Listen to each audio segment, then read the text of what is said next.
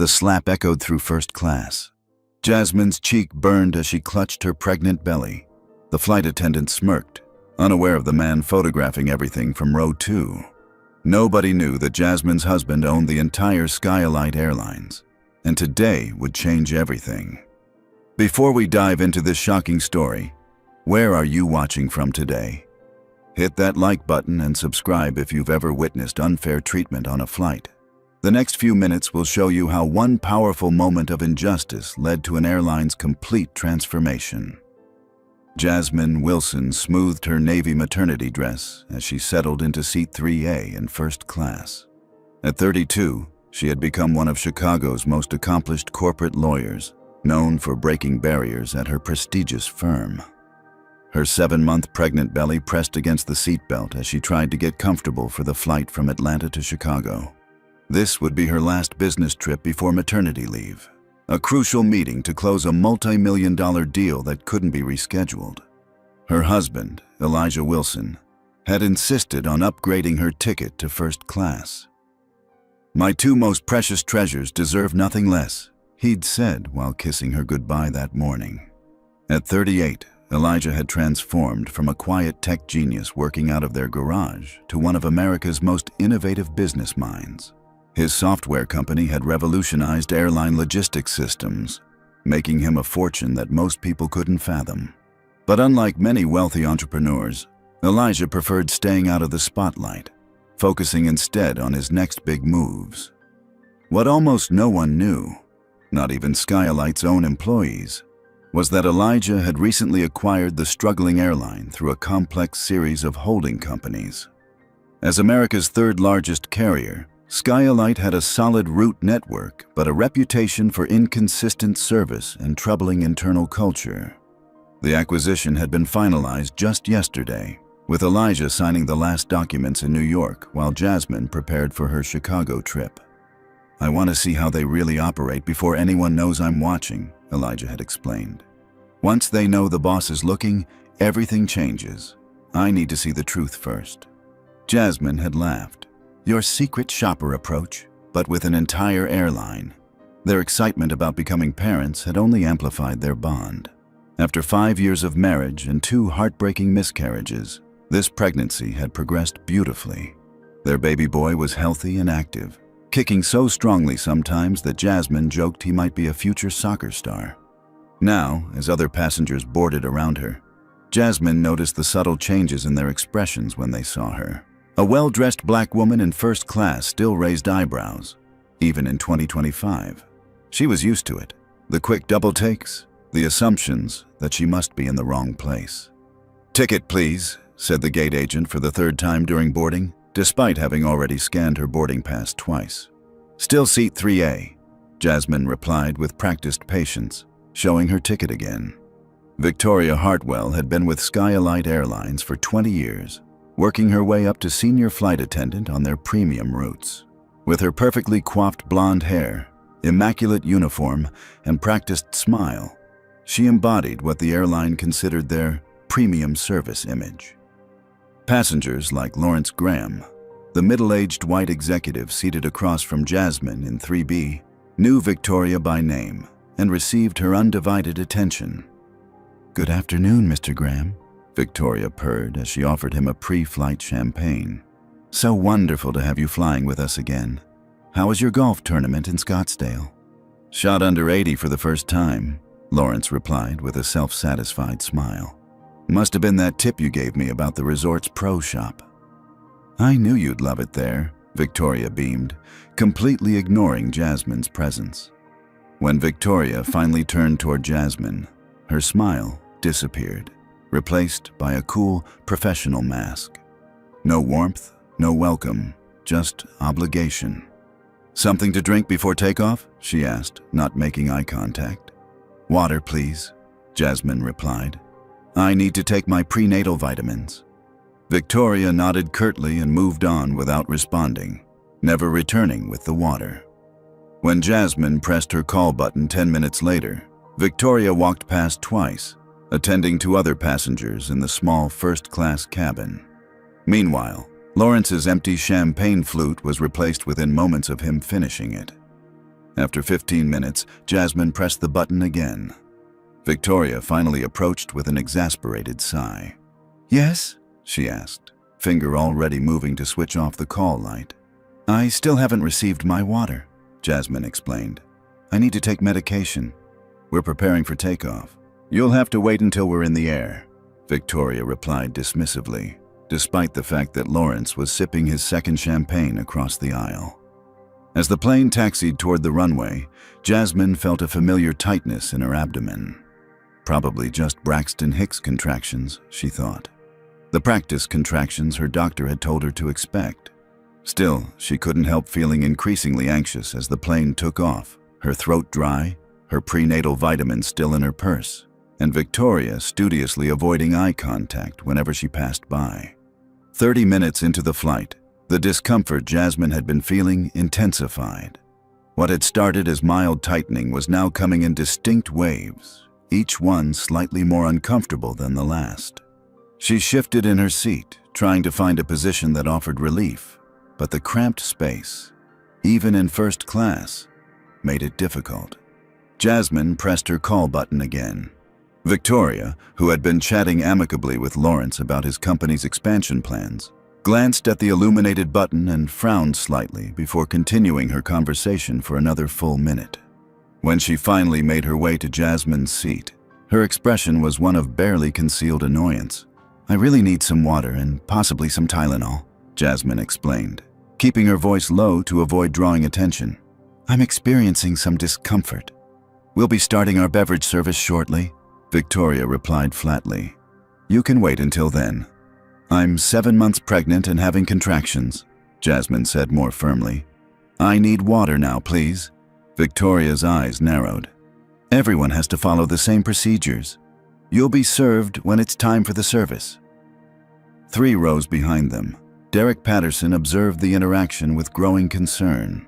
As a photojournalist who had spent the past year documenting instances of everyday discrimination for a major digital publication, he recognized the dynamics at play immediately.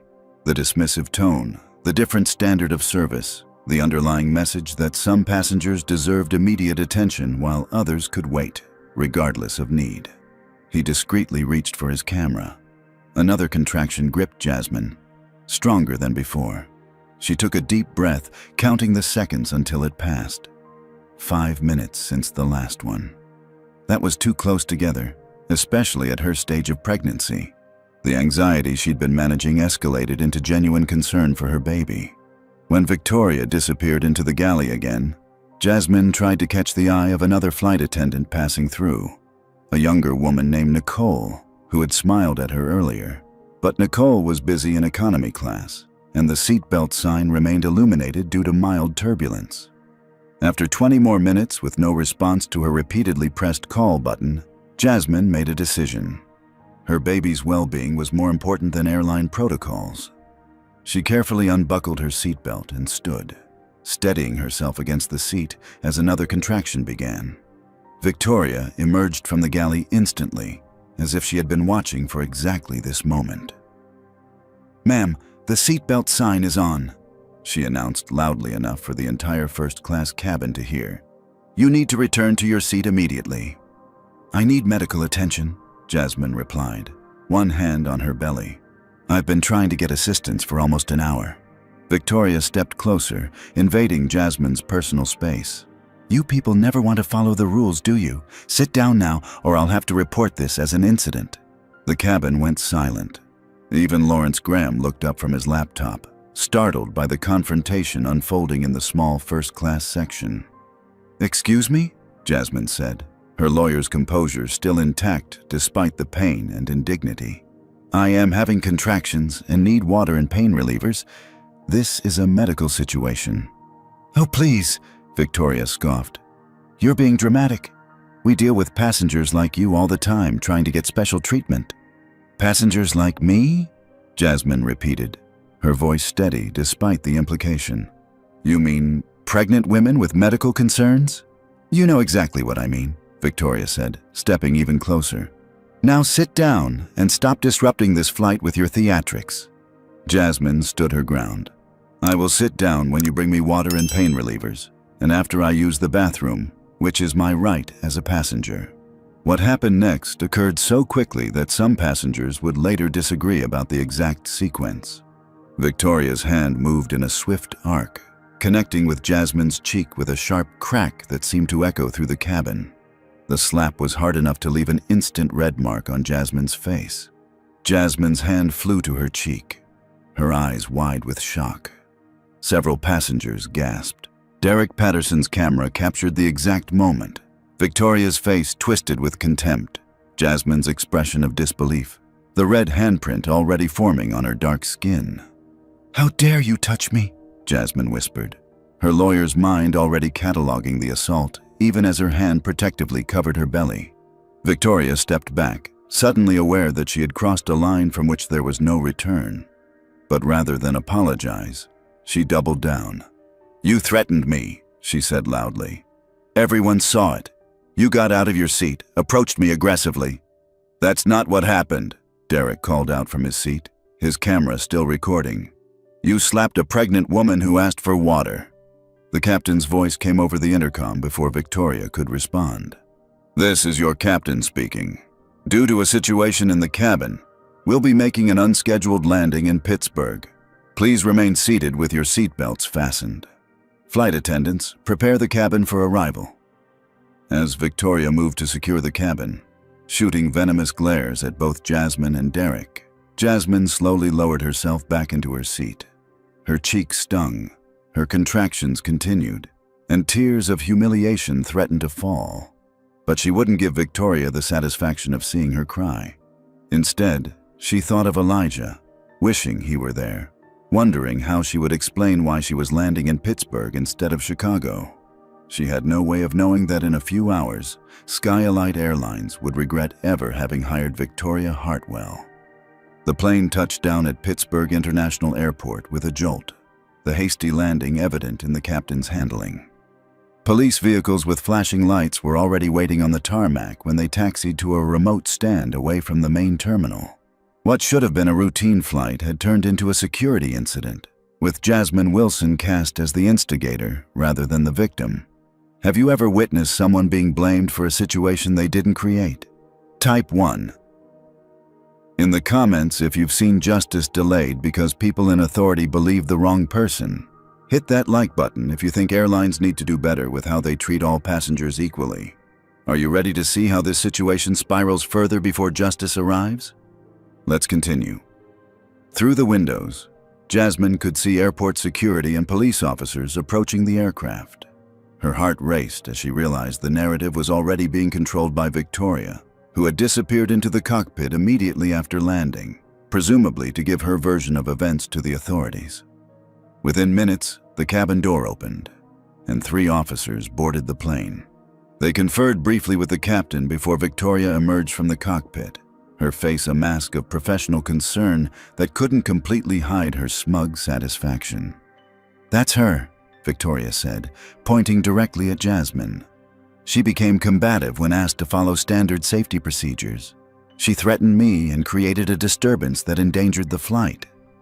Officer Jenkins, a stocky man with a military-style haircut and impassive expression, approached Jasmine's seat while his colleagues positioned themselves in the aisle, as if preparing for resistance.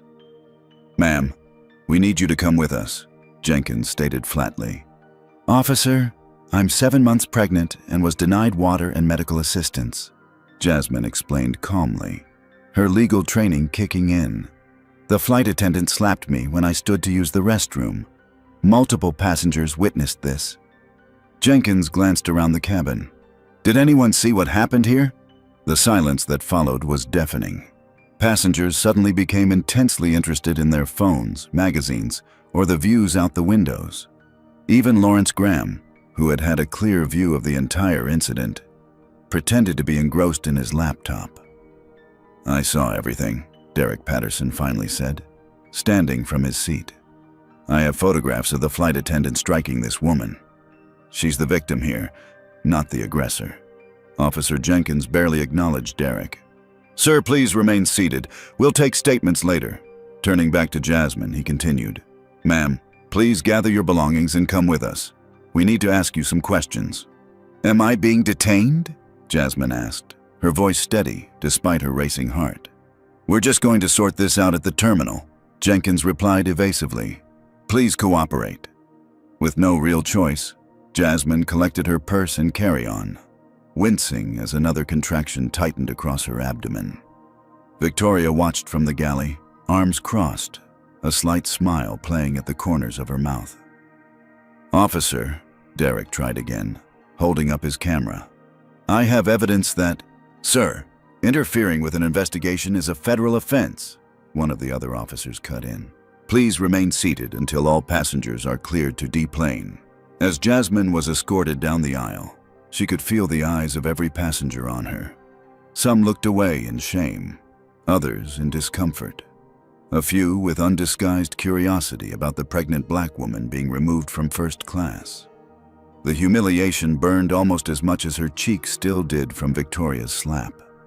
In the jetway, more security personnel waited. Jasmine was not permitted to enter the main terminal through the regular gate. Instead, she was directed down a service stairwell to the tarmac, where a security vehicle waited. The officers flanked her as if she might attempt to flee, despite her obvious pregnancy and the absurdity of where she might run to on an active airfield.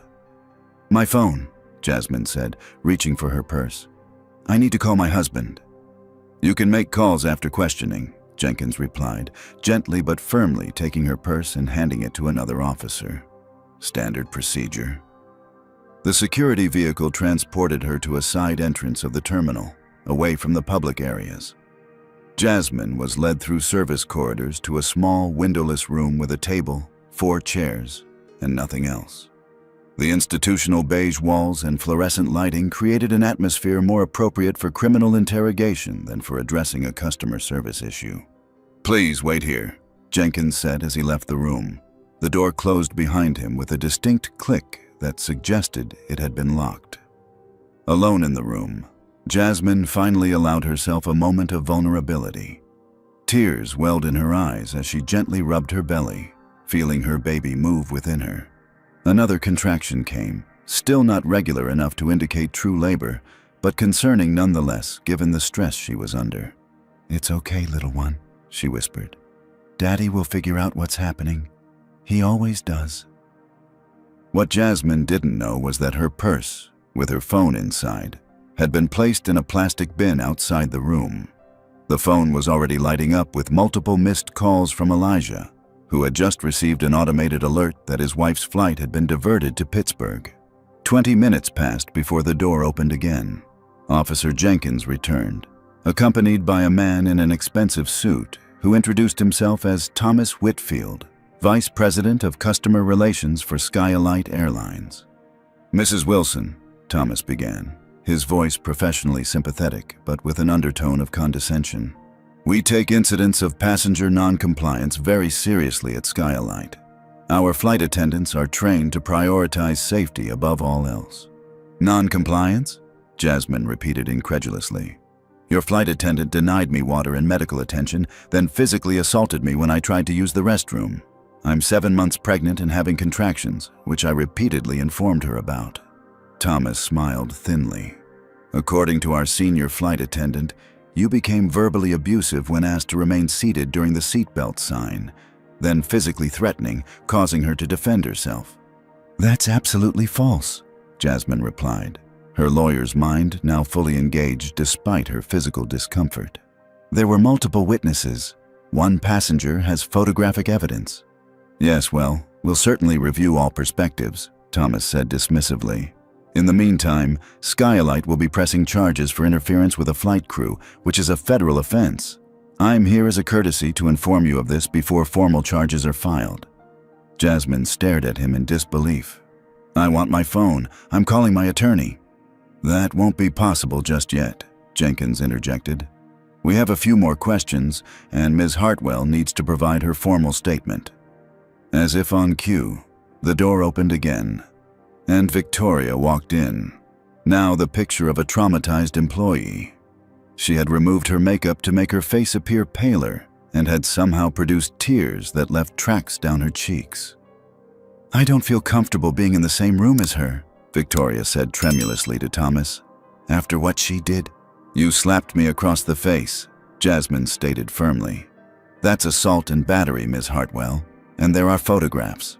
Victoria's eyes narrowed momentarily before she composed herself back into the victim role. "She's still being aggressive. Do you see what I had to deal with? I felt threatened. When these people get angry, you never know what they might do." "These people?" Jasmine repeated, catching the obvious racial undertone that Thomas and Jenkins seemed determined to ignore. A sharp pain cut through Jasmine's abdomen, more intense than the previous contractions. She gasped, doubling over slightly. "I need medical attention," she said through gritted teeth. "Now." "More theatrics," Victoria muttered, just loud enough to be heard. The door opened once more, and a female officer entered. Officer Maria Rodriguez looked from Victoria to Jasmine, her experienced eyes taking in the situation quickly. "What's going on here?" she asked, noting Jasmine's obvious discomfort. "Routine questioning about an in-flight incident," Jenkins replied. Rodriguez moved closer to Jasmine. "Ma'am, are you in pain?" "I'm having contractions," Jasmine explained. "I've been asking for medical assistance since I was on the plane." Rodriguez turned to Jenkins and Thomas. "She needs to be checked by a medic. Now." "We're in the middle of," Thomas began. "She's a pregnant woman in distress," Rodriguez cut him off. "Medical needs come first. I'm calling the paramedics."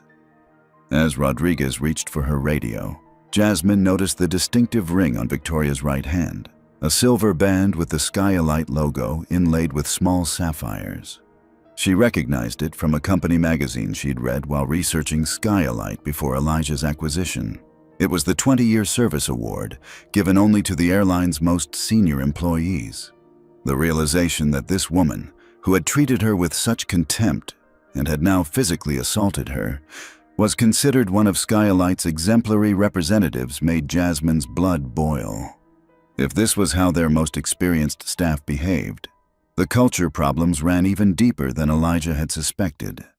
Another contraction gripped her, stronger than before, as Rodriguez called for medical assistance. Through the pain, one thought sustained Jasmine. Elijah would have realized something was wrong by now, and when Elijah Wilson set his mind to something, nothing in the world could stand in his way. In a sleek conference room 58 floors above Manhattan, Elijah Wilson set down his pen after signing the final document that officially made him the majority owner of Skyalite Airlines. Across the table, his legal team and the airline's previous ownership group exchanged handshakes and congratulations, unaware that the quiet, unassuming man who had just acquired a multi-billion-dollar company was already focused elsewhere. "Is that everything?" Elijah asked his lead attorney, glancing at his watch. "Yes, Mr. Wilson. As of this moment, you own 73% of Skyalite Airlines through your holding companies. The SEC filings will be completed by end of business today, and the public announcement is scheduled for next Monday, as you requested." Elijah nodded, already pulling out his phone to check on Jasmine's flight. Their daily routine included tracking each other's locations when traveling, not out of distrust, but as a way to feel connected when apart. His brow furrowed when he saw the flight status. Diverted, Pittsburgh. "Marcus," he called to his assistant, who was organizing documents at the side table. "Check what's happening with Skyalite Flight 1372 from Atlanta. It's been diverted to Pittsburgh." Marcus Chen, who had been Elijah's right hand for 5 years, immediately pulled out his tablet. Efficient and loyal, Marcus had helped Elijah build his software company from a promising startup to an industry leader. He was one of the few people who knew about the Skyalite acquisition before it happened.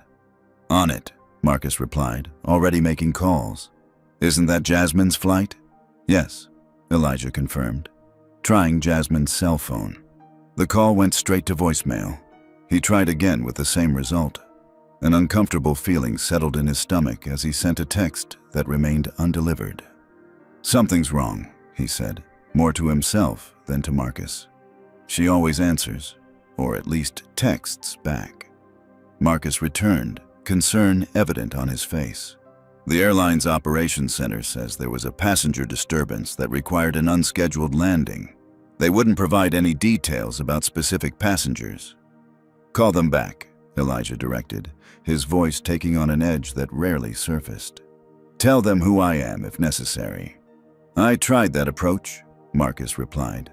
The representative said, and I quote, "Ownership changes don't affect our security protocols, sir." They don't believe you're the owner because the public announcement hasn't been made. Elijah's jaw tightened. He dialed another number on his phone. Stephen, it's Elijah Wilson. I need a favor. My wife was on Skylight 1372, which just made an emergency landing in Pittsburgh. Something's wrong, and the airline won't give me information. Can you use your contacts to find out what's happening? He paused, listening. Yes, that's right. Jasmine Wilson. She's 7 months pregnant. Thank you. Stephen Reynolds, a former college roommate who now worked for the Department of Transportation, was just one of many influential contacts Elijah had cultivated over the years. Not through networking events or power lunches, but through genuine relationships built on mutual respect and occasional well-timed assistance. While waiting for Stephen's callback, Elijah checked social media for any mentions of the flight.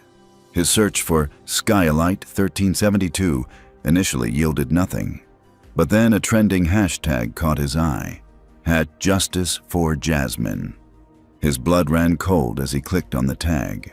The most recent post, from a user named @DerekPatterson_Lens, contained a series of photos that made Elijah's hands shake with fury. The images showed, in crystal clear detail, a Skylight flight attendant with her hand extended, clearly having just slapped Jasmine, whose head was turned with the impact, a red mark already forming on her cheek. The caption read, "Happening now. Pregnant black woman slapped by @Skylight. Air flight attendant after asking for water and medical help. Flight diverted to Pittsburgh where victim, not aggressor, was detained. Justice for Jasmine. Flying while black." The post, just 17 minutes old, had already been shared thousands of times.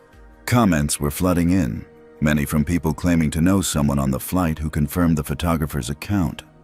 Elijah's phone rang, Stephen returning his call. "Elijah, I've got some information. Your wife is being held in a security room at Pittsburgh International. The airline is alleging she interfered with the flight crew, but my contact at the airport says there's a lot of confusion about what actually happened. Apparently, a passenger has photos contradicting the flight attendant's story, and they're going viral." "I've seen them," Elijah said, his voice dangerously calm. "Is Jasmine all right? She's pregnant, Stephen. She needs medical attention if she's stressed. My contact says a female officer just called for paramedics to check on her. That's all I know right now." "Thank you. I need one more favor. Tell your contact to make sure no one intimidates or pressures my wife until I get there. I'm on my way now." Ending the call, Elijah turned to Marcus. "Have my jet prepared for immediate departure to Pittsburgh. Call Diane and have her assemble our legal response team. I want them on the plane with us. And get me Alexander Pierce on the phone." Alexander Pierce was the CEO of Skylight, a man who had no idea that as of 20 minutes ago, he answered to Elijah Wilson. "What are you going to do?" Marcus asked, already making the necessary arrangements. Elijah's normally warm brown eyes had turned to flint. "I'm going to show them exactly what happens when you mess with my family." As Marcus stepped away to make the calls, Elijah's phone chimed with a notification. Derek Patterson had posted an update. Skylight VP of Customer Relations just arrived. Instead of addressing the assault by their employee, they're threatening the victim with federal charges. This woman is pregnant and asked for water. @Skylight Air is doubling down on their disgusting behavior. #Justice for Jasmine. The post included a photo taken through a window in the terminal, showing Jasmine being escorted by security personnel, her face a mixture of dignity and distress. Elijah's phone rang again. This time it was the call from Alexander Pierce that Marcus had arranged. "Mr. Pierce, this is Elijah Wilson." "Mr. Wilson," Pierce replied, confusion evident in his voice. "I was told this is urgent, but I'm afraid I don't recall having any business with you. Our corporate development team handles potential partnerships, and my assistant would be happy to—" "I own your airline," Elijah interrupted. As of 18 minutes ago, I am the majority shareholder of Skylight, but that's not why I'm calling. There was a moment of stunned silence before Pierce found his voice. I wasn't aware of any ownership change. Our board would have... Check your email. The confirmation from your board chair was sent while we've been talking. But again, that's not why I'm calling. Right now, I'm calling about my wife, Jasmine Wilson, who was just assaulted by one of your flight attendants and is now being detained at Pittsburgh International Airport. Another silence, longer this time. When Pierce spoke again, his tone had changed completely. Mr. Wilson, I had no idea. I'm just learning about an incident on one of our flights, but I wasn't aware of the details or that your wife was involved. I assure you, we will get to the bottom of this immediately. No, Mr. Pierce, I will get to the bottom of this. You've already demonstrated how your organization handles situations like this by blaming the victim and threatening her with federal charges. Your vice president of customer relations is currently intimidating my pregnant wife instead of addressing the assault committed by your employee. There must be some misunderstanding, Pierce stammered. Thomas Whitfield is one of our most experienced executives. He wouldn't... There are photographs, Mr. Pierce, and witnesses. Your most experienced flight attendant slapped my wife across the face for requesting water while experiencing pregnancy contractions. It's already trending on social media, and by the time I land in Pittsburgh, it will be a full-blown PR catastrophe for your airline. My airline.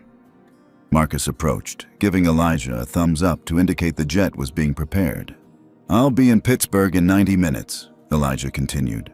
I expect my wife to receive immediate medical attention, an official apology, and the termination of every employee involved in this disgraceful incident, including you if necessary. Mr. Wilson, please allow me to handle this personally. I'll fly to Pittsburgh immediately and ensure you've had your chance to handle it. Now it's my turn. 90 minutes, Mr. Pierce. The clock is ticking. Elijah ended the call and turned to Marcus. Let's go, and keep monitoring social media. I want to know everything that's happening in real time. As they headed for the elevator, Marcus's tablet chimed with more notifications. The story is exploding online. Major news outlets are picking it up. Skylight stock is already dropping in after-hours trading. Elijah nodded grimly. He had built his fortune by understanding systems and how to transform them. Skylight's broken culture was about to experience the most rapid transformation in corporate history, starting with the people who had dared to harm Jasmine. In the small detention room at Pittsburgh International Airport, Jasmine shifted uncomfortably in the hard plastic chair. The contraction that had seized her moments earlier had subsided, but she knew another would follow. They weren't regular enough to indicate active labor, but the stress of the situation certainly wasn't helping her condition. Officer Rodriguez had positioned herself near Jasmine, a silent but reassuring presence amid the tension in the room.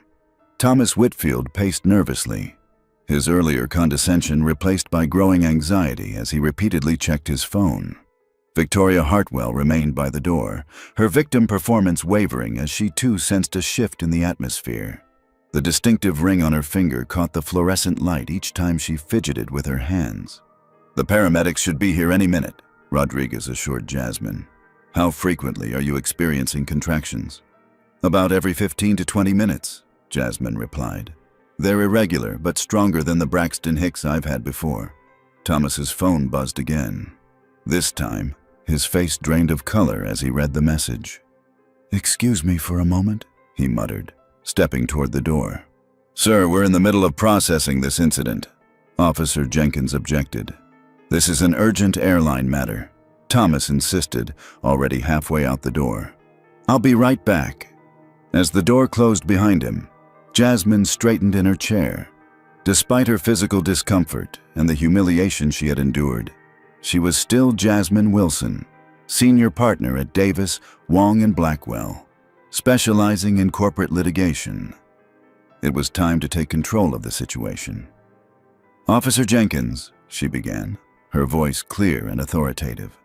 "I am formally asserting my right to medical attention, access to my personal belongings, and legal representation. I have been detained for over 40 minutes without being charged with any crime, denied my phone to contact my family, and prevented from receiving medical care despite being visibly pregnant and in distress. Jenkins blinked, clearly not expecting this sudden shift from compliant detainee to assertive attorney. "Ma'am, this is standard procedure for—" "There is no standard procedure that permits denying medical care to a pregnant woman," Jasmine interrupted. "And as I am a licensed attorney, I can assure you that detaining me without charges while refusing my access to counsel is a clear violation of my rights." Victoria scoffed. "Now she's claiming to be a lawyer? What's next?" Jasmine turned her gaze to Victoria, unflinching. "I am Jasmine Wilson, senior partner at Davis, Wong & Blackwell in Chicago. You can verify this with a simple internet search. And yes, Ms. Hartwell, I am an attorney, one who specializes in cases exactly like this one, corporate liability for employee misconduct." Victoria's smug expression faltered slightly, but she recovered quickly. "That doesn't change what happened on that plane. You were disruptive and threatening." A claim contradicted by photographic evidence and witness testimony, Jasmine countered. "What is that ring on your finger, Ms. Hartwell? The 20-year service award from Skylight, isn't it? Given only to exemplary employees who embody the company's values?" Victoria's hand instinctively covered the ring. "How would you know about that?" "I make it my business to know about the companies I interact with," Jasmine replied evenly. "Just as I know that Skylight's employee handbook explicitly prohibits physical contact with passengers under any circumstances. Section 8.3, if I recall correctly." Officer Rodriguez looked impressed despite herself. "The paramedics are taking too long. I'm going to check on their status," she said, moving toward the door. Before leaving, she turned to Jenkins. "Make sure Mrs. Wilson gets her belongings. Now." As Rodriguez left, Thomas Whitfield re-entered the room, his earlier confidence completely evaporated. He looked at Jasmine with new eyes, fearful, calculating eyes. "Mrs. Wilson," he began, his voice unnaturally high. "There seems to have been a significant misunderstanding. We at Skylight Airlines value all our passengers equally and take any allegations of mistreatment extremely seriously." "That's not what you said 15 minutes ago when you threatened me with federal charges," Jasmine replied coolly. "What changed, Mr. Whitfield?" Thomas tugged at his collar. "New information has come to light that suggests we need to reevaluate the situation. Perhaps we could speak privately." "No," Jasmine said firmly. "Anything you have to say can be said in front of these officers and Ms. Hartwell, who remains an employee of Skylight, despite physically assaulting me." Victoria stepped forward, her act of vulnerability completely abandoned. "You're blowing this completely out of proportion. If there was any physical contact, it was minor and in response to your aggressive behavior." "So, you admit there was physical contact?" Jasmine asked, the lawyer in her seizing on the admission. That's not what I—" Victoria stammered. "Ms. Hartwell," Thomas cut in sharply, "I need to speak with you outside. Now." Victoria looked confused by Thomas's sudden change in demeanor, but followed him to the door. As they exited, Jasmine heard Thomas hissing, "Do you have any idea what you've done? Who she is?" The door closed, leaving Jasmine with Officer Jenkins, who now seemed unsure of his role in the unfolding situation. "I'd like my purse and phone, please," Jasmine requested again, more firmly this time. Jenkins hesitated only briefly before nodding. "I'll get them for you." When he stepped out, Jasmine was finally alone. She took a deep breath and placed both hands on her belly. "Your daddy's coming," she whispered to her unborn child. "I can feel it." A particularly strong contraction seized her then, causing her to gasp. As she focused on her breathing, the door opened again, not Jenkins returning with her belongings, but Officer Rodriguez with 2 paramedics. "Mrs. Wilson, these paramedics are going to check you over," Rodriguez explained, ushering them in. The medical assessment was quick but thorough. Blood pressure elevated, but not dangerously so. The baby's heartbeat strong and regular. The contractions, while concerning, appeared to be stress-induced rather than preterm labor. "You need to rest and hydrate," the female paramedic advised. "Ideally, we'd like to transport you to a hospital for monitoring, given your condition and the stress you've experienced." "I'll wait for my husband," Jasmine decided. "He should be here soon." As the paramedics were packing up their equipment, the door burst open again. Thomas Whitfield returned, now accompanied by a different man. Older, silver-haired, exuding corporate authority. He introduced himself as Alexander Pierce, CEO of Skyalite Airlines. "Mrs. Wilson," Pierce began, his voice practiced and smooth. "On behalf of Skyalite Airlines, I want to extend our deepest apologies for the unfortunate experience you've had today. We pride ourselves on exceptional service, and clearly, we have failed you in that regard." Jasmine regarded him coolly. "Mr. Pierce, unfortunate experience is what you call it when the in-flight entertainment doesn't work. I was denied water while pregnant, physically assaulted by your senior flight attendant, then detained and threatened with federal charges by your VP of Customer Relations. That's not an unfortunate experience. It's assault, false imprisonment, and discrimination." Pierce winced at each accusation. "You're absolutely right. And those are serious allegations that we intend to address immediately. If you'd be willing to accept our transportation to the finest hotel in Pittsburgh, we can ensure you receive proper rest while we arrange priority travel to Chicago tomorrow. Of course, Skyalite would cover all expenses, including any medical care you might require." "Where is Ms. Hartwell?" Jasmine asked, ignoring his offer. Pierce shifted uncomfortably. "She's been removed from duty pending a full investigation." "And Mr. Whitfield? Also being dealt with appropriately?" Jasmine nodded slowly. "I see. And what changed in the last 30 minutes, Mr. Pierce? When I arrived, I was a criminal. Now I'm being offered the royal treatment.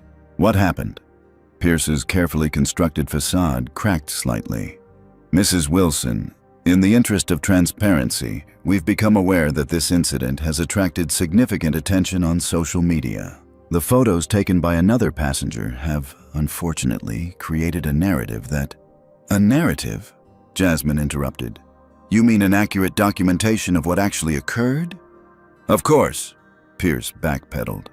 "What I meant to say is that Skyalite takes all customer feedback seriously, and—" The door opened once more, and Officer Jenkins finally returned with Jasmine's purse and phone. "Your belongings, Mrs. Wilson. You're free to go whenever you'd like." "No charges?" Jasmine asked pointedly. Jenkins looked embarrassed. "No, ma'am. No charges." Jasmine immediately checked her phone, finding 27 missed calls and numerous text messages from Elijah. Before she could call him back, another contraction gripped her, stronger than the previous ones. She breathed through it, aware of the concerned looks from the paramedics. "I think we should transport you to the hospital now," the male paramedic suggested. "These contractions are increasing in intensity." Jasmine nodded, her earlier resolve weakening as her body reminded her of its priorities. "All right, but I need to call my husband first." As she dialed Elijah's number, she couldn't help noticing the distinctive Skyalite service ring on Victoria's finger earlier, a symbol of the airline's values that had been so thoroughly contradicted by the woman's actions. It made her wonder how many other passengers had suffered similar treatment without having the resources or platform to fight back. The phone connected, and Elijah's voice came through, tense with worry. "Jasmine, are you all right? I've been trying to reach you for an hour." "I'm okay," she assured him, though her voice betrayed her exhaustion. "But I'm going to the hospital to get checked out. The baby's fine, but I'm having contractions." "I'm 20 minutes from landing," Elijah replied. "I'll meet you at the hospital, whichever one they're taking you to." "How did you know what happened?" Jasmine asked. "It's all over social media and—" He paused. "There's something I need to tell you when I see you. Just know that everything's going to be okay. More than okay." As Jasmine ended the call, she looked up to find Pierce staring at her with a new expression, one of dawning horror as he pieced together the implications of her husband's imminent arrival. "Your husband," he began cautiously. "Would that be Elijah Wilson?" Jasmine smiled for the first time since the ordeal began. "Yes, Mr. Pierce. Elijah Wilson, I believe you two might have spoken recently? The color drained from Pierce's face as the full impact of the situation finally hit him. He wasn't just dealing with a wronged passenger or a PR crisis. He was dealing with the wife of the man who now owned the entire airline. The University of Pittsburgh Medical Center was only 15 minutes from the airport, but for Jasmine, the ambulance ride felt much longer. Each jolt of the vehicle sent waves of discomfort through her body as the paramedics monitored her vital signs and maintained a steady flow of conversation to keep her distracted. What happened on that flight wasn't just about one rude flight attendant, was it? Have you ever witnessed someone in authority abuse their power, thinking there would be no consequences? Type 1 in the comments if you believe Victoria should lose her job for what she did. Hit the like button if you're relieved Jasmine is finally getting medical attention. What do you think will happen when Elijah arrives? Let's find out together. Meanwhile, at Pittsburgh International Airport, the situation was rapidly evolving from an isolated incident into a full-blown crisis for Skylight Airlines. Derek Patterson had positioned himself in the terminal food court, where he had access to power outlets and Wi-Fi, and was providing real-time updates to his growing online audience. His latest post showed the paramedics transporting Jasmine through the terminal. Pregnant woman finally receiving medical care after being detained for over an hour. Sources say she's experiencing contractions after being slapped and stressed by Skylight Air staff. Justice for Jasmine, flying while black. The hashtag had exploded, with celebrities, civil rights organizations, and thousands of ordinary citizens sharing Derek's photos and demanding accountability. Skylight's social media team was overwhelmed, their generic responses only fueling public outrage. In the first-class lounge, Lawrence Graham nursed his third scotch, unable to shake the image of Jasmine's face after Victoria slapped her. He had remained silent when the officers questioned the passengers, telling himself it wasn't his problem, that getting involved would only complicate his own travel plans and possibly jeopardize his platinum status with the airline.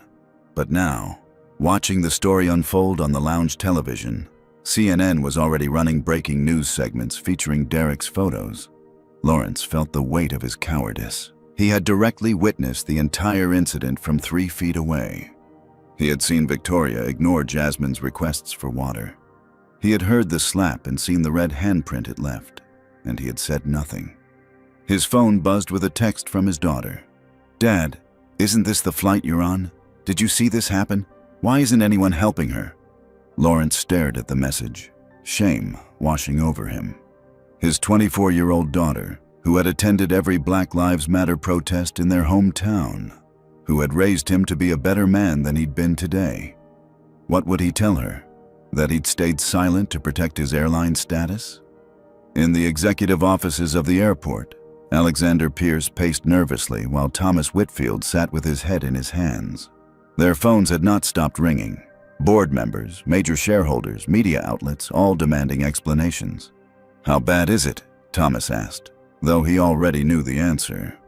"Our stock is down 17% in after-hours trading," Pierce replied grimly. "The board chairman called me directly. They're deeply concerned about the leadership team's handling of the situation." "We followed protocol," Thomas insisted weakly. "The flight attendant reported a disruptive passenger." "The flight attendant slapped a pregnant woman on camera!" Pierce exploded. "And not just any pregnant woman, the wife of Elijah Wilson, who, as of today, owns 73% of this airline." "How was I supposed to know who she was?" Thomas protested. "She didn't say anything about her husband owning the airline." "Because they were evaluating our operations incognito, you idiot, and we just showed them exactly how broken this airline is."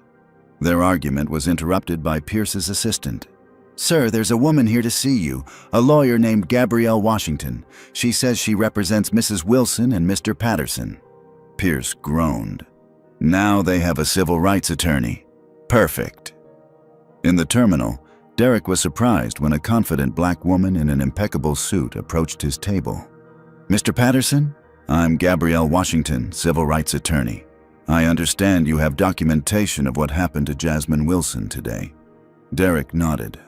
"I have dozens of photos, from the moment the flight attendant ignored her requests through the slap and the aftermath.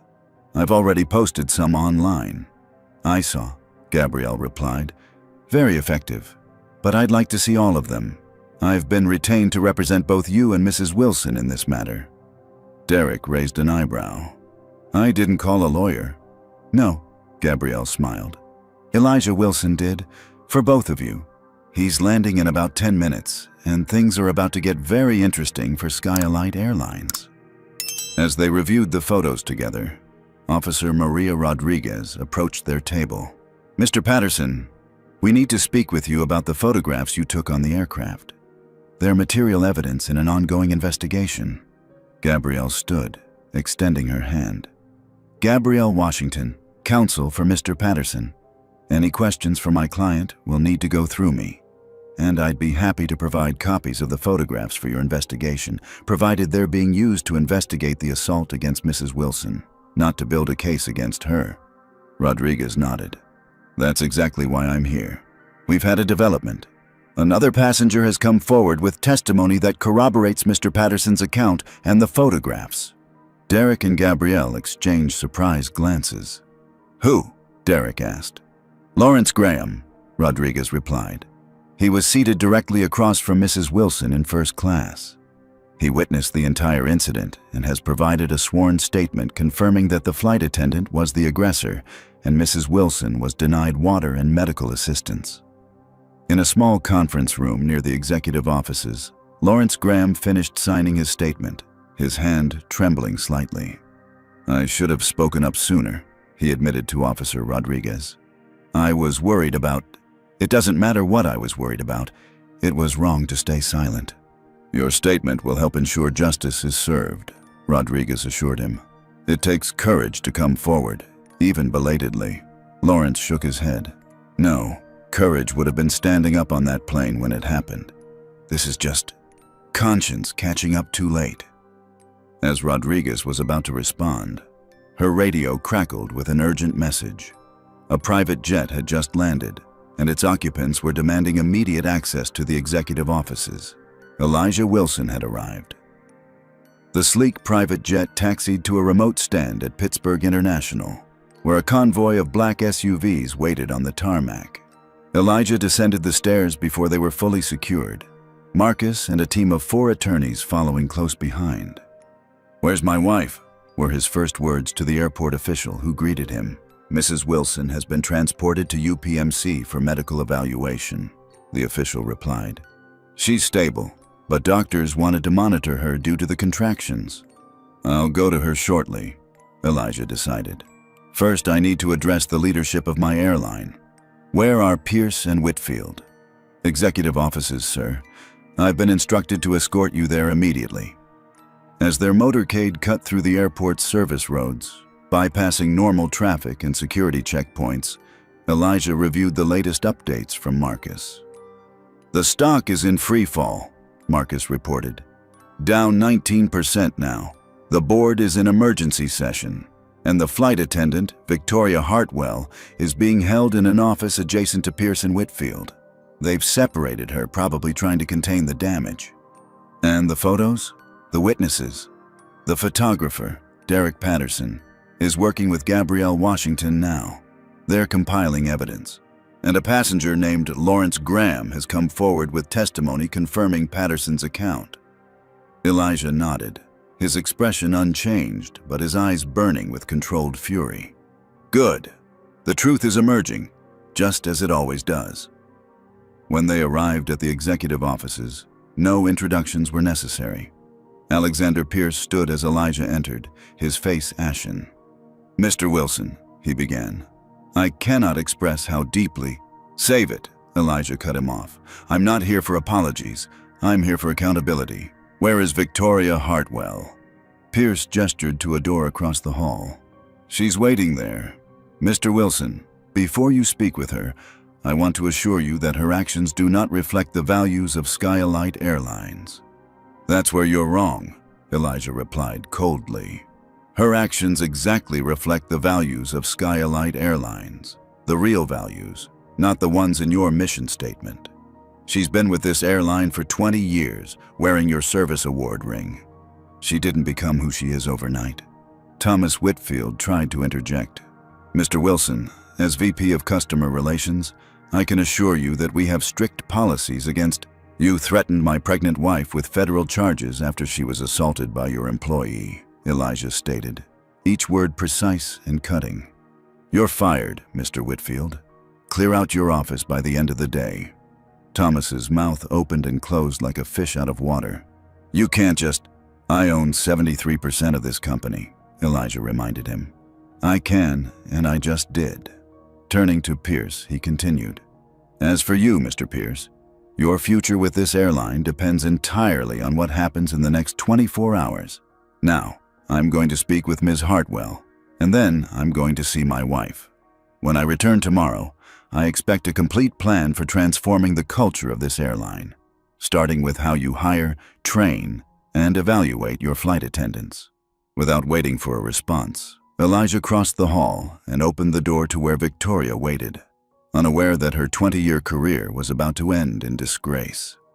Victoria Hartwell sat alone in the small office, her perfectly manicured nails tapping nervously against the polished conference table.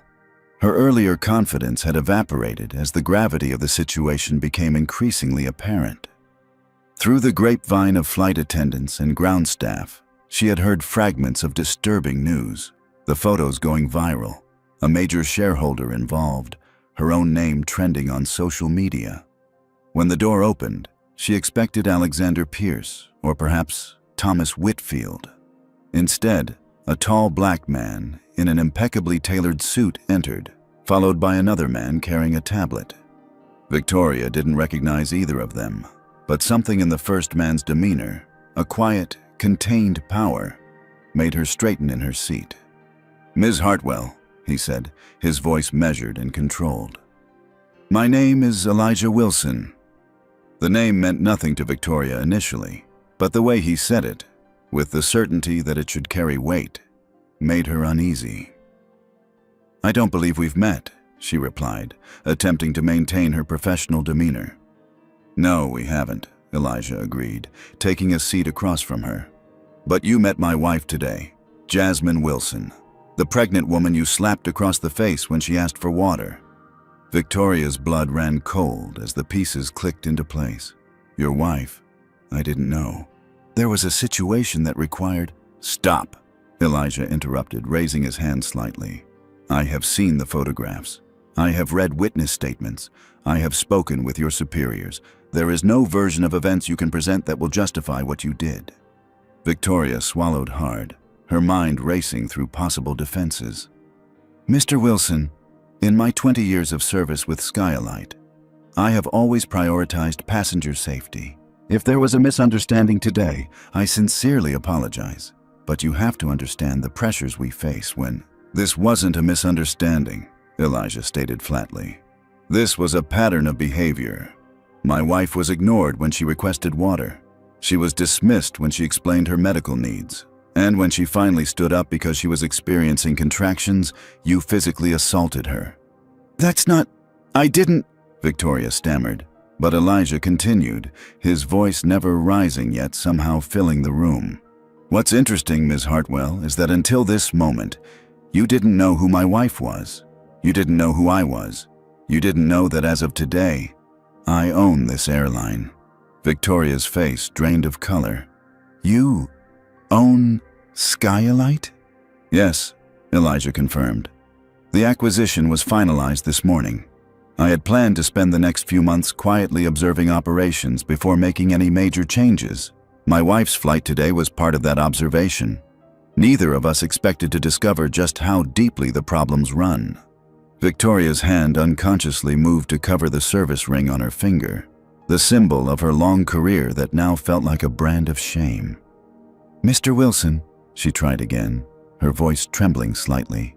I have given 20 years of my life to this airline. One incident shouldn't erase— One incident, Elijah repeated, nodding to Marcus, who placed his tablet in front of Victoria. My team has been busy in the last hour. Here are 27 formal complaints filed against you in the past 5 years, all alleging discriminatory treatment. Complaints that were systematically buried by management because you were, in their words, too valuable on premium routes. He swiped to the next screen.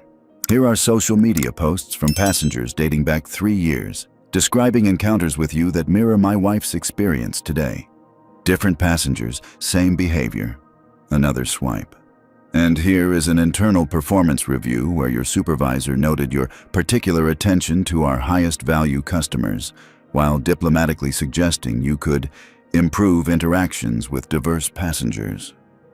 Victoria stared at the evidence, unable to form a coherent response. The truth, Ms. Hartwell, is that today wasn't an isolated incident or a momentary lapse in judgment. It was simply the first time your behavior was caught on camera and the first time you targeted someone with the resources to fight back. Victoria's professional facade finally crumbled completely. What do you want from me? An apology? Fine, I apologize. I had no idea she was your wife. I had no idea you owned the airline. If I had known, and that, Elijah interrupted, his voice suddenly sharp, is exactly the problem. You're not sorry for what you did. You're sorry you did it to someone with power. If Jasmine had been any other pregnant black woman asking for water, you would feel completely justified in your actions. He stood, straightening his suit jacket. Victoria Hartwell, your employment with this airline is terminated, effective immediately. You will surrender your company identification, service ring, and any other Skyalite property before leaving the premises. You will not receive severance pay, and the company will not contest your unemployment claim, provided you sign a non-disclosure agreement regarding the terms of your termination. Victoria gasped. You can't do this. I have rights. The union will... The Flight Attendants Union has already issued a statement condemning your actions and distancing themselves from what they describe as conduct that violates both our professional standards and basic human decency. They will not be representing you in this matter. As if to confirm his words, Marcus turned the tablet to show her the union statement, already published online. This isn't fair, Victoria protested, tears of rage forming in her eyes. One mistake.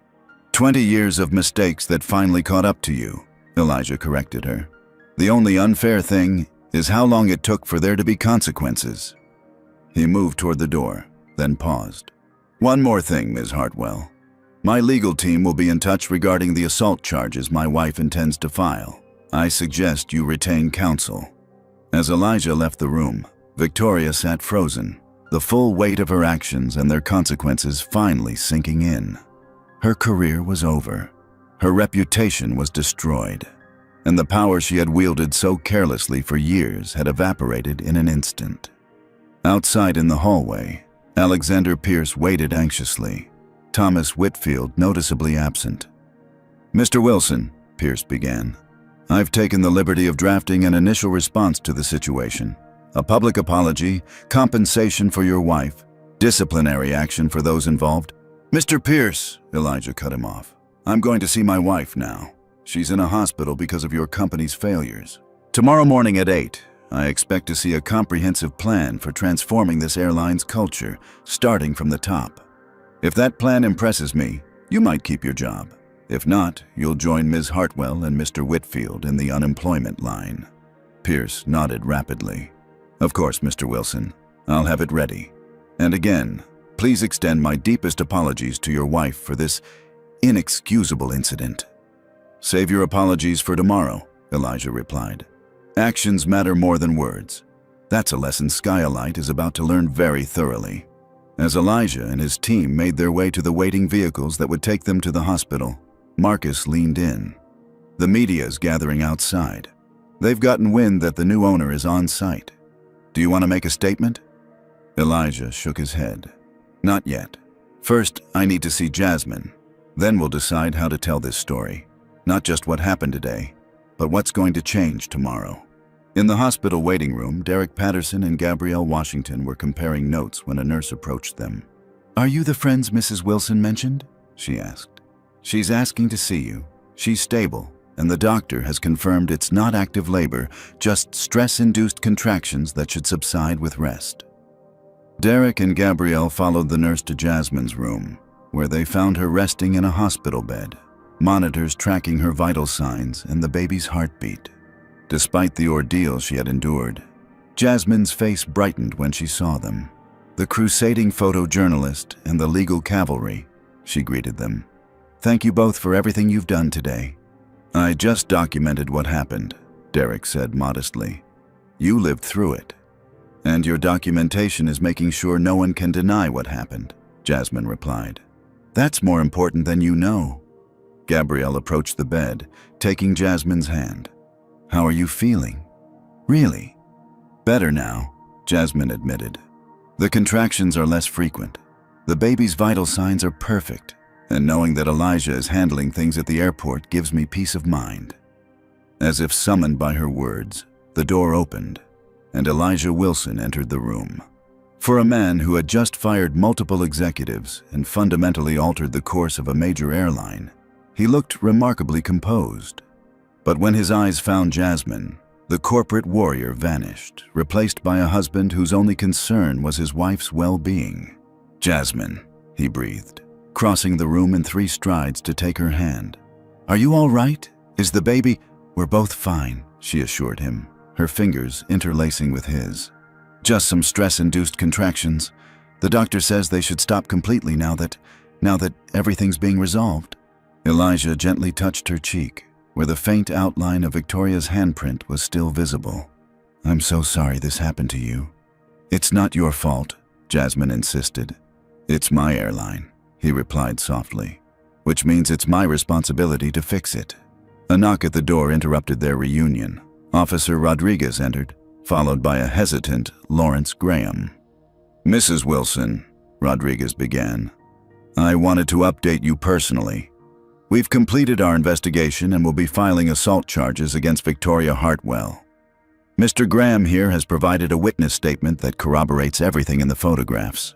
Lawrence stepped forward, unable to meet Jasmine's eyes at first. "Mrs. Wilson, I want to apologize for not speaking up sooner.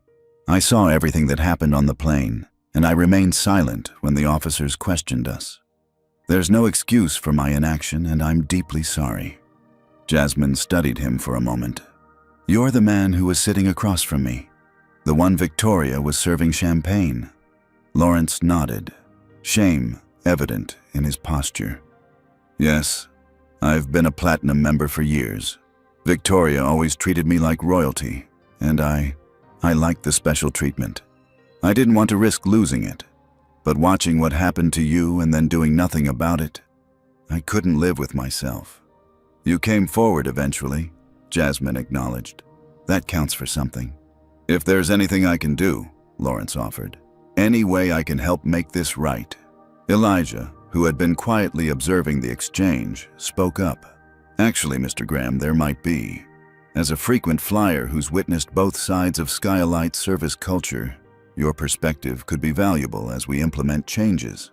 Lawrence looked surprised but nodded eagerly. "Of course, whatever you need." As the room filled with discussion about next steps and legal strategies, Jasmine squeezed Elijah's hand to get his attention. "So," she said quietly, a small smile playing at her lips, "when were you going to tell me you bought an airline?" "Tonight, actually," he replied with a sheepish grin. "I was going to surprise you when you got back from Chicago, but it seems the airline had a surprise of its own planned." "Some surprise," Jasmine said, her free hand resting on her belly, where their son continued his strong, reassuring movements. "But maybe it happened this way for a reason. Now you know exactly what needs to change." Elijah nodded thoughtfully. "And we're going to change it. Together." The hospital room had transformed from a place of medical concern to an impromptu strategy session. Jasmine, still connected to monitoring equipment but now sitting up with renewed energy, was at the center of an unlikely alliance. Elijah and his corporate team, Gabrielle Washington with her civil rights expertise, Derek Patterson with his photographic evidence, Officer Rodriguez representing law enforcement, and Lawrence Graham providing insider perspective as a longtime frequent flyer. "The doctor says I can be discharged tomorrow morning," Jasmine informed the group. The contractions have stopped completely, and both the baby and I are doing well. That's the best news I've heard all day, Elijah said, the relief evident in his voice. Jasmine turned to Derek. I want to hear exactly what you witnessed on the flight, from the beginning. Derek nodded, pulling out his camera to reference the timestamps on his photos. I was in row 5, but I had a clear view of your seat and the flight attendant's interactions with you. The first thing I noticed was how differently she treated you compared to other passengers in first class, especially Mr. Graham here. Lawrence shifted uncomfortably but didn't interrupt. She ignored your call button repeatedly, Derek continued. I started documenting it after the 3rd time because the pattern was so obvious. When you finally got up because you were in distress, her reaction was immediate and hostile. The slap. He paused, shaking his head. I've documented a lot of discrimination incidents for my series on everyday racism, but I've never seen something so blatant and physical, especially from a professional in a service role. And yet, when the authorities came on board, almost everyone stayed silent, Jasmine noted, looking toward Lawrence. That's unfortunately common, Gabrielle interjected. The bystander effect is amplified in situations where people fear personal consequences for speaking up. On an airplane, where everyone just wants to reach their destination without delay, that fear is even stronger. Lawrence nodded solemnly. I told myself it wasn't my problem, that getting involved would only complicate my travel plans, maybe risk my status with the airline. I'm ashamed of that calculation now, but in the moment it seemed rational somehow. That calculation is exactly what allows discrimination to continue, Jasmine said, not unkindly. The expectation that there won't be enough witnesses willing to stand up makes people like Victoria bold in their actions. Officer Rodriguez, who had been quietly observing, spoke up. The airport authority has completed its investigation. We have more than enough evidence to charge Ms. Hartwell with assault. The question is whether you want to pursue those charges, Mrs. Wilson. All eyes turned to Jasmine, who looked to Elijah before responding. Yes, I do. Not out of vengeance, but because accountability matters. If Victoria had done this to someone without my resources or platform, there might never have been consequences. Elijah nodded in agreement. And that brings us to the larger issue. What happened today wasn't just about one flight attendant. It was about a corporate culture that enabled her behavior for 20 years, promoted her, and gave her a service award despite numerous complaints. Exactly, Jasmine confirmed. Victoria didn't develop her attitudes in a vacuum. She was rewarded for providing excellent service to certain passengers while treating others with contempt. The company valued that trade-off. Not anymore, Elijah stated firmly. Not on my airline. Your airline? Jasmine repeated with a small smile. I still can't believe you bought Skylight without telling me. I was going to surprise you with it tonight, Elijah explained. The acquisition had been in the works for months, but we kept it quiet to avoid affecting the stock price and to give us a chance to evaluate the company's true operations before making changes. Well, you certainly got an unfiltered look at those operations today, Gabrielle observed dryly. More than I ever wanted, Elijah admitted. But maybe it's better this way. Now there can be no doubt about how urgent the need for change is. Derek, who had been reviewing his photos, looked up. These images have reached over 7 million people in just a few hours. The public reaction is overwhelming.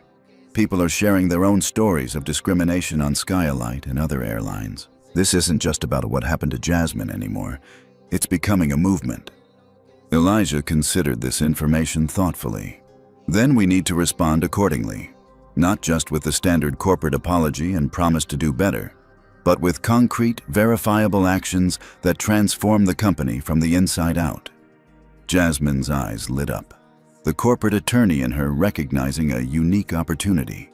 What if we use this incident as a catalyst for creating the most inclusive, equitable airline in the industry?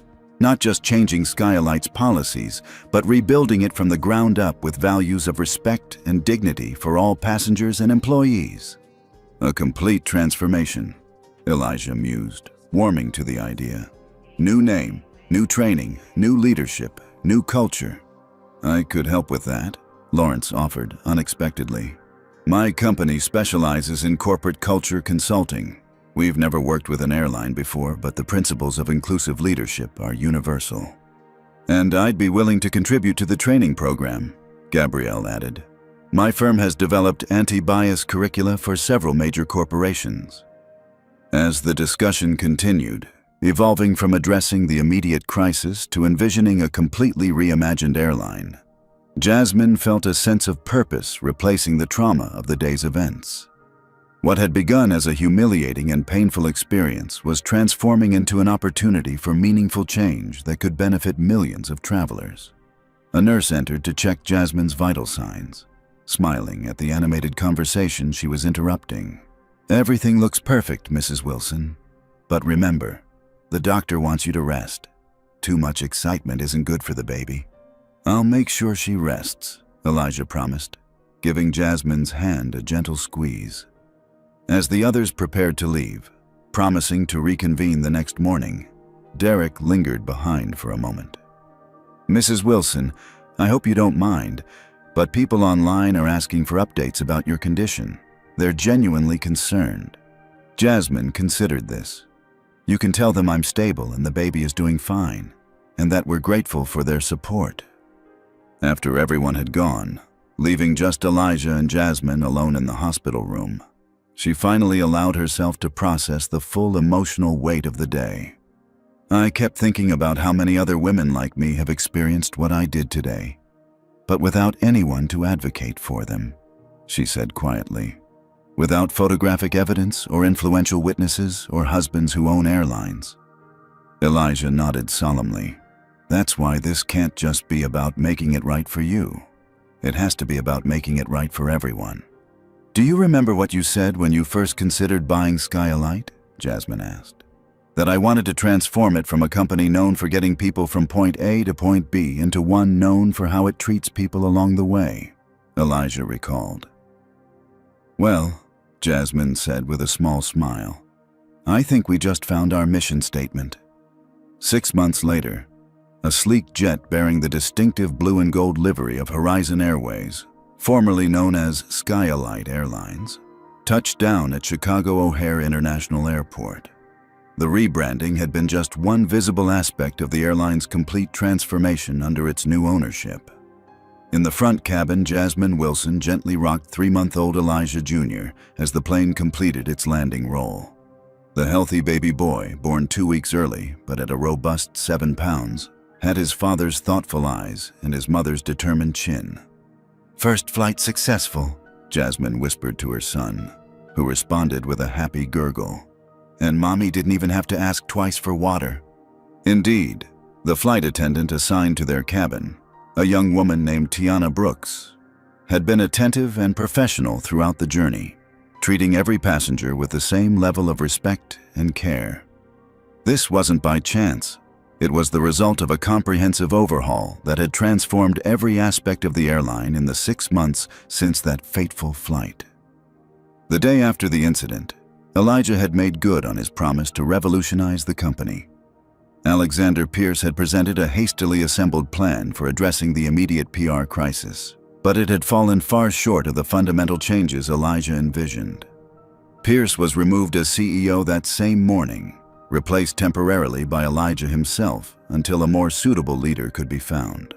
That leader turned out to be Christina Reynolds, a respected aviation industry veteran known for her commitment to equity and innovation. As the first black woman to lead a major U.S. airline, her appointment had made headlines, but it was her actions in the months that followed that truly distinguished her leadership. Under Christina's guidance and with Jasmine's direct involvement, Horizon Airways implemented the most comprehensive anti-bias training program in the industry. Every employee, from baggage handlers to pilots, underwent the mandatory training developed by a team led by Gabrielle Washington. Unlike the superficial diversity seminars common at many corporations, this program addressed systemic issues, unconscious bias, and practical scenarios drawn from real passenger experiences. The infamous photos taken by Derek Patterson now hung prominently in the company's headquarters and training centers, not to shame, but to remind. "This is our origin story," Christina often told new employees. "Not one we're proud of, but one we learn from every day." Victoria Hartwell's very public firing had sent a clear message throughout the company that discriminatory behavior would no longer be tolerated. She had attempted to sue for wrongful termination, claiming she was being made a scapegoat for systemic issues, but the overwhelming evidence against her had resulted in the case being dismissed. The assault charges had been resolved with a plea agreement requiring community service and sensitivity training. Thomas Whitfield had quietly disappeared from the aviation industry altogether, his approach to customer relations now recognized as emblematic of the old culture Horizon was determined to leave behind. Perhaps most significantly, Jasmine had established the Horizon Equity Foundation, funded by the airline's profits and dedicated to addressing discrimination in the travel industry as a whole. The foundation provided legal support to travelers who experienced mistreatment, funded research on creating more inclusive travel environments, and offered scholarships to underrepresented groups pursuing careers in aviation. Lawrence Graham had become an unlikely but committed ally in these efforts. True to his word, his consulting firm had helped develop new service standards that ensured all passengers received equitable treatment. More surprisingly, he had become a vocal advocate for corporate accountability, sharing his own journey from silent bystander to active participant in creating change. As for Derek Patterson, his photographs of the incident had earned him a Pulitzer nomination and transformed his Everyday Discrimination project into a national conversation. He now served on the Horizon Equity Foundation's board of directors, continuing to document both injustice and progress. The transformation hadn't been without challenges. Some longtime employees had resisted the changes, clinging to old ways of doing business. Some investors had worried about the costs of the extensive retraining and culture change initiatives, but the results spoke for themselves. Employee satisfaction was up, customer complaints were down, and surprisingly to many industry analysts, profitability had increased. As Jasmine carried Elijah Jr. through the terminal, several travelers recognized her from the news stories and social media. Some nodded respectfully, others smiled at the baby, but one elderly black woman approached directly. "Mrs. Wilson," she said, her voice trembling slightly, "I just want to thank you. I've been flying for over 40 years, and I've experienced what you did more times than I can count, but never had the power to do anything about it. What you and your husband have done with this airline, it matters to people like me." Jasmine, touched by the woman's words, shifted Elijah Jr. to one arm so she could grasp the woman's hand. "Thank you for saying that. It's because of people like you that we knew this work was so important." Near the baggage claim, Elijah waited with Marcus, both men smiling at the sight of mother and child approaching. "How was the inaugural flight?" Elijah asked, taking the baby from Jasmine and placing a gentle kiss on his son's forehead. "Perfect," Jasmine replied. "Everything we hoped it would be." Marcus checked his tablet.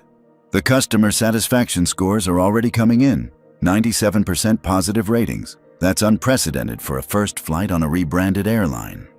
"It's not just a rebranded airline," Elijah corrected him. "It's a reimagined one." Later that evening, in the comfort of their Chicago penthouse, Jasmine and Elijah watched as their son slept peacefully in his crib. The nursery, painted in soothing shades of blue and gold, the New Horizon Airways colors, reflected the journey that had brought them to this moment. "6 months ago, I was so afraid," Jasmine admitted quietly. "Not just for myself, but for our baby. I kept thinking, is this the world he's going to grow up in, where his mother can be humiliated and assaulted just for asking for water while pregnant?" "And now?" Elijah asked, wrapping an arm around her shoulders. Jasmine smiled, leaning into his embrace. "Now I think about how one terrible moment led to real change. Not just symbolic gestures or empty promises, but fundamental transformation. That's the story I want to tell our son someday." On the wall opposite the crib hung a framed photograph. Not one of the infamous images from the plane, but a more recent one. It showed the entire crew of the first official Horizon Airways flight, standing proudly in their new uniforms. A diverse group united by a shared commitment to treating every passenger with dignity and respect. Beneath the photo was the company's new motto, words that had emerged from Jasmine and Elijah's hospital room conversation 6 months earlier.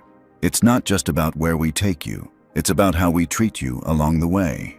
What would you do if you witnessed discrimination like what happened to Jasmine, Ainan? Would you speak up immediately like Derek? Stay silent like Lawrence initially did? Or something in between? Leave a comment with your thoughts. If this story moved you, please hit that like button and subscribe to hear more powerful stories about people fighting injustice. Share this video if you believe more companies need to be held accountable for how they treat all customers. Thank you for watching, and remember, one person with courage can spark transformation that affects thousands. This story reminds us that discrimination doesn't exist in isolation. It thrives in environments where it's tolerated and even rewarded. Victoria wasn't created in a vacuum. She was the product of a system that valued certain passengers over others and ignored complaints from those deemed less important. Real change requires more than removing one bad actor. It demands examining and transforming the entire culture that enabled them. The power of documentation cannot be overstated. Derek's photos provided irrefutable evidence that prevented Victoria and the airline from controlling the narrative. In an age where incidents can be captured and shared instantly, accountability is more possible than ever before.